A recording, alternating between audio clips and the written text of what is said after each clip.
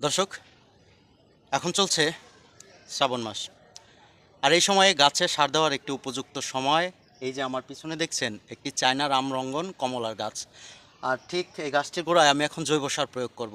জৈব সার প্রয়োগের ক্ষেত্রে কি করেছি, এই গাছের গোড়ায় চারপাশে রিং করে নিয়েছি। তবে খেয়াল রাখতে হবে এই শিকড়গুলো যাতে না কাটে, শিকড়গুলো না কেটে সুন্দর করে গাছের চারপাশ দিয়ে রিং করে নিতে হবে। এগুলো আমার বাড়িতে তৈরি করা জৈব সার, এগুলো গাছের জন্য খুবই উপকারী। রিংগুলোর ভিতরে এভাবে দিয়ে দিতে হবে, ঠিক এইভাবে চারপাশে ঘুরিয়ে ঘুরিয়ে জৈব সারগুলো প্রয়োগ করে দিতে হবে।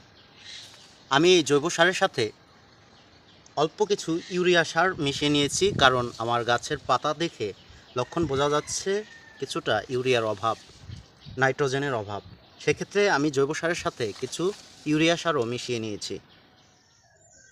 অবশেষে শেষ করলাম আমার কমলার চারাটিতে সার দেওয়ার কাজ।